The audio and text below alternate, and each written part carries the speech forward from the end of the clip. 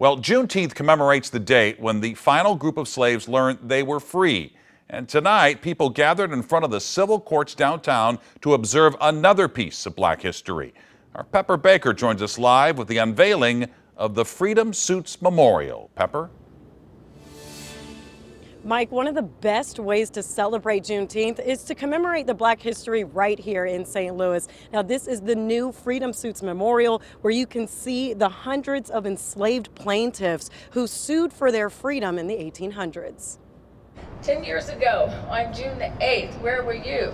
Lynn Jackson shares her family's notorious historic ties to St. Louis as a descendant of Dred and Harriet Scott. We were at the Old Courthouse unveiling the Dred and Harriet Scott statue, which still 10 years later remains the first and only statue of them in the world. She joined Judge David Mason, Mayor Tashara Jones, and prominent local leaders at the civil courts Monday evening to unveil the Freedom Suits Memorial. From the Freedom Suits to the Black Lives Matter movement, we have rightfully earned our place at the table of civil rights along with Selma, Birmingham, and Atlanta. Preston Jackson created the sculpture. The names of the enslaved plaintiffs who sued for their freedom in the 1800s are engraved on its base. I'm almost 80 years old and I wanted to be a part of this, and I am so glad I came. It was beautiful. Judith Pruitt was one of the hundreds in the crowd for the unveiling ceremony. I was in tears when I even saw, the interviews on television. There was no way that I was not going to get here to do this. This is something that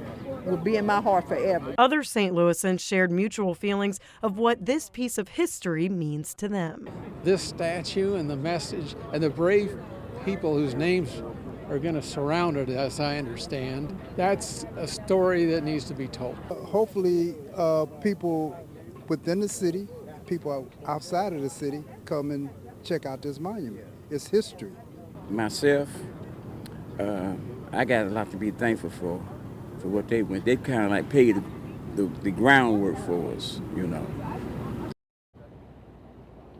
St. Louis Circuit Judge David Mason found the files for the Freedom Suits in his basement of his workplace back in the 90s. Now, his decades of research and hard work to honor the slaves, the witnesses, lawyers, and judges finally came to fruition. Live in downtown, Pepper Baker, 5 on your side.